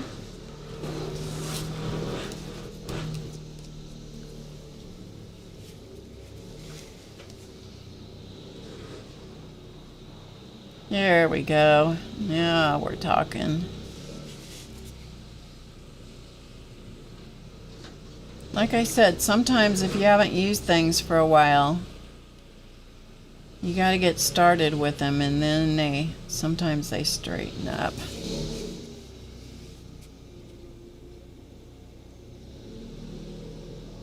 So to you, this may look like the same color blue that I did those lines in. It's actually not. It actually has sparkle in it. So in real life, as we say, you'll be able to see that. But it's not like putting glitter on, which we all know how much Barb doesn't like glitter. Some people love glitter. I think the look of glitter is really nice, and if it would just stay on the paper,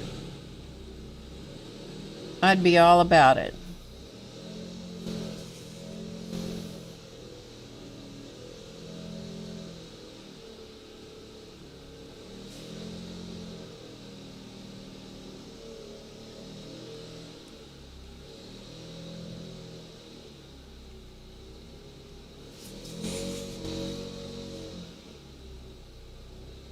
So when I get back to where I started, where the pen wasn't working very well, the challenge will be for me to see if I can go over the same lines.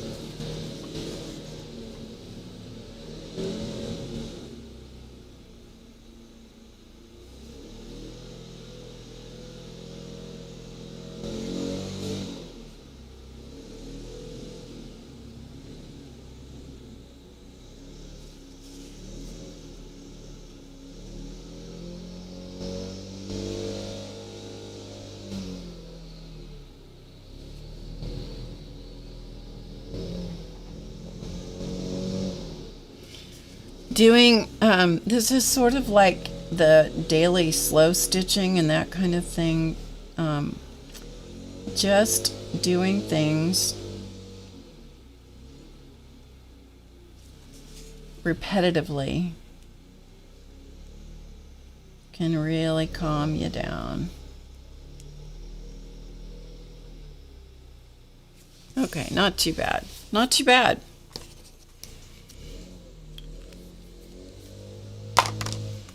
And let's see if we can get another one of these Stardust pins to work. Okay.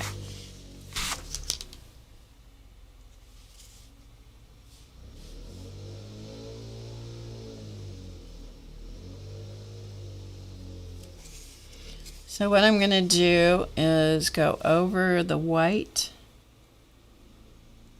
paint pen that did not work. Didn't show up. It worked, it just doesn't show. So we're going to add something else instead.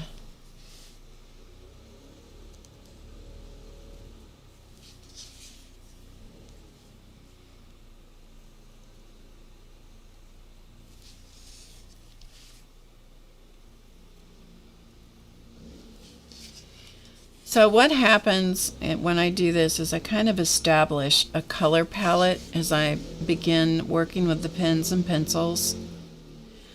And then for the most part, I stay within that color palette. Okay, so I've added this. I don't know if you're going to be able to see it, but these are sparkly.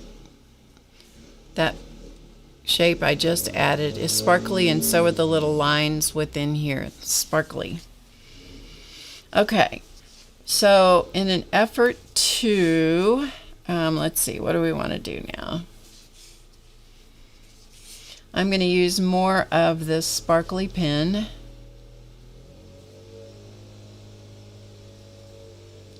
And embellish further in here. And I may or may not do it exactly the same all the way around.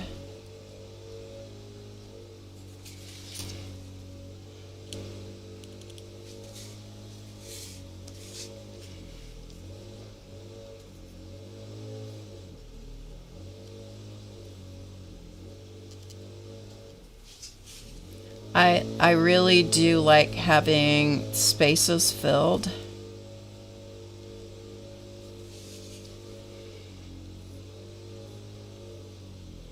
And sometimes I'm just not feeling the white and black at the moment, and so I'll just switch to something else, and that's what I did here. I just switched to a different kind of pen. And if the blower outside is driving you crazy, just mute.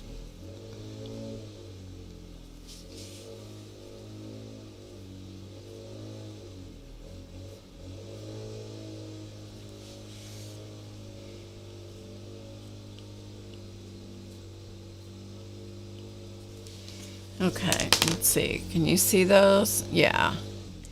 And if I tip it, you can see them sparkle. So it's nice to have a combination of sparkly things and not sparkly things.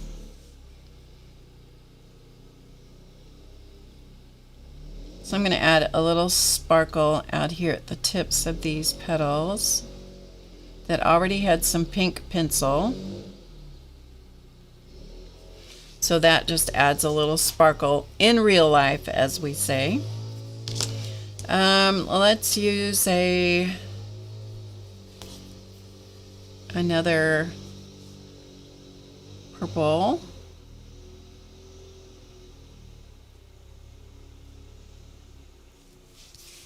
And add a few more dots, because you know you can never have too many dots. And then we'll finish the ends of these ellipses. They're not really ellipses. They're more like a, I I don't know, what are these more like? Pointy oval. And you'll see that my dots are not all the same distance away from each other. Some of them, like over on that one, two of them kind of ran together. And you know what? It's okay with me. And then we'll finish the pointy ends with another dot.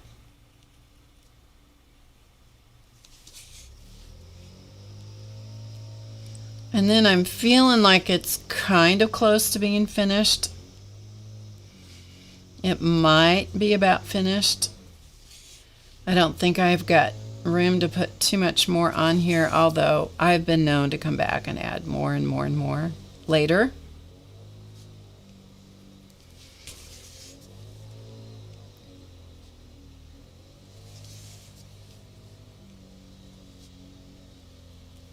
Okay. And I think we can about call this one finished, so I think we will. And then I'm going to ink around the edge, see if I can keep my hand out of it.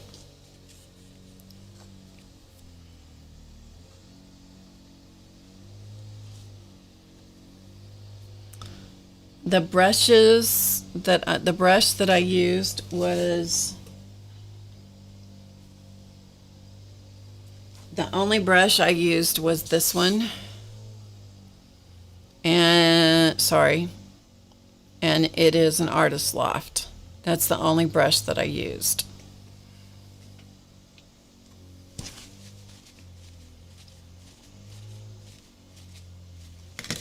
Yeah.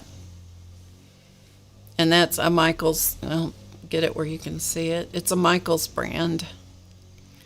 There's a big set of brushes that come in this, and they're super cheap, and yeah, super cheap. Okay, let's ink around the edge. We're going to pretend that it's evenly cut, that is, which it's not, but we're going to pretend that it is.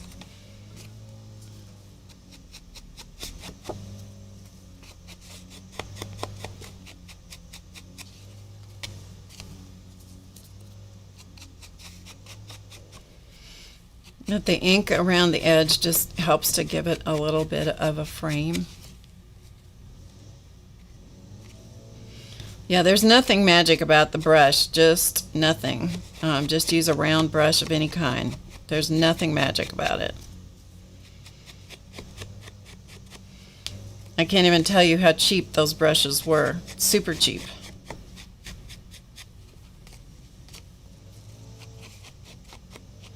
Another thing you can do on these mandalas is to put something in the corners. Take a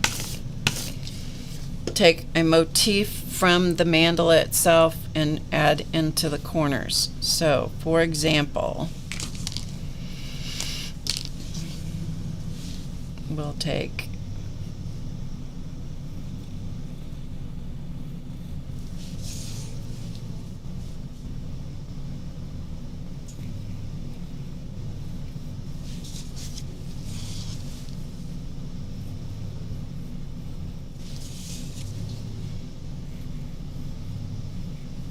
okay, so by just adding that little corner motif, and then you can add more, not the same as what the rest of it was, but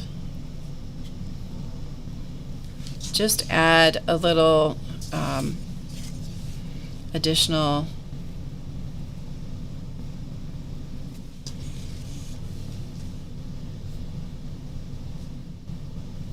embellishment. Frost it up a little bit.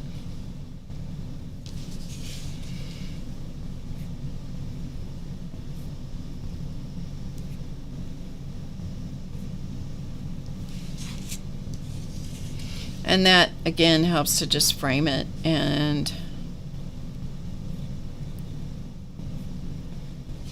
give it a little more presence a little more importance.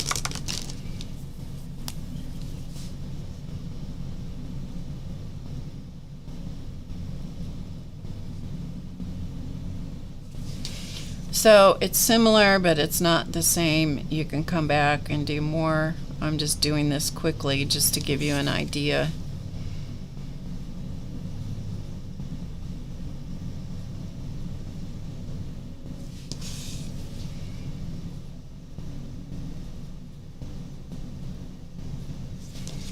Okay, so it just gives it a little bit of something, something. Okay, let me quickly hit this with a little heat gun to make sure that pen is dry.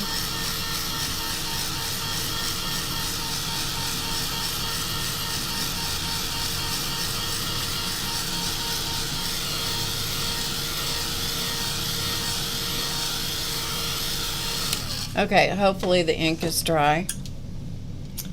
So we'll take this card right here, and it probably would be best if you use a heavier adhesive, but this is the one that I've got my hand on at the moment.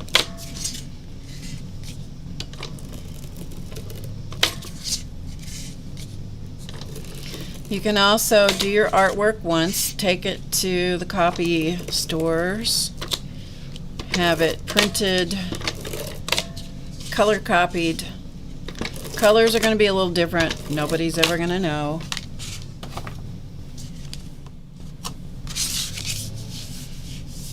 All right, we'll see if I can, we're going to see if I can get this on here.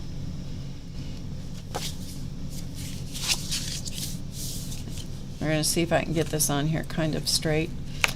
These are also really nice if you would want to matte them with another color.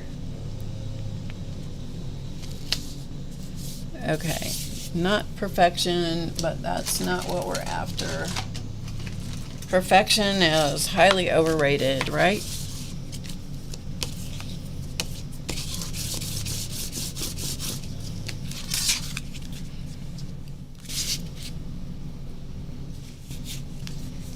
Okay, and so there is one of your cards done. You could go in and put an ink around the edge again, and then of course don't forget that you need to sign it, and I'll just sign it with the Jelly Roll.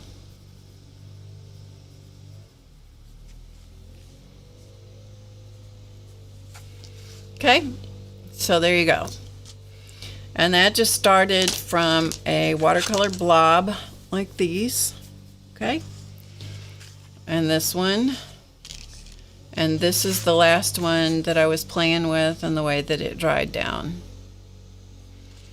So you just play and let the shapes tell you what they want to be. Like this one is begging to be outlined, and outlined these shapes here. That's begging for that to me. And so that may be exactly what I do. I don't know exactly what I'll do, but that's what it seems like it's telling me to do. And they can be as unique or as different as you want them to be, right?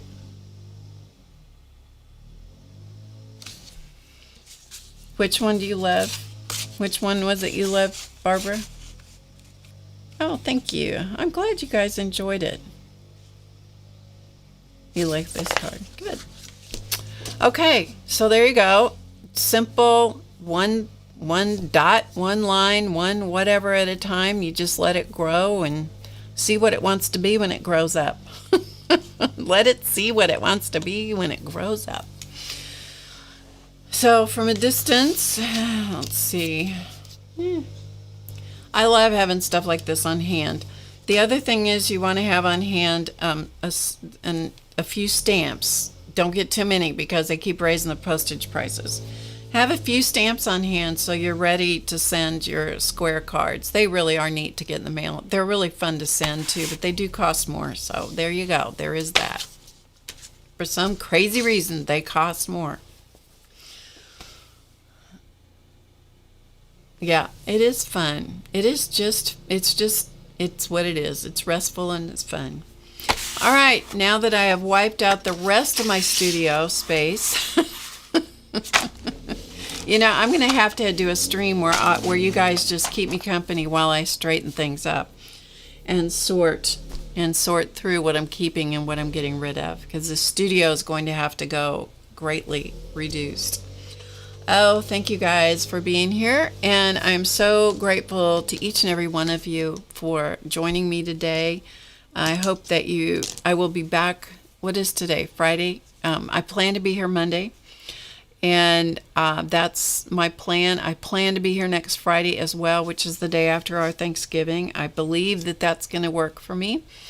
And so until next time when I see you, which hopefully is Monday night at 7 p.m. Eastern, I hope you guys have a wonderful whenever it is you're watching, day, evening, weekend, whatever. For me, I'm going into the weekend, and I'm going to get to see my granddaughter and my great-grandbabies this weekend, 2 of them, so I'm very excited about that because they're driving part way, we're driving part way, and I'm going to get to see them and hug a baby. All right, I will see you. Have a wonderful time wherever you are. Remember to get creative today because you know it's easy, and I'll see you before you know it. Bye for now.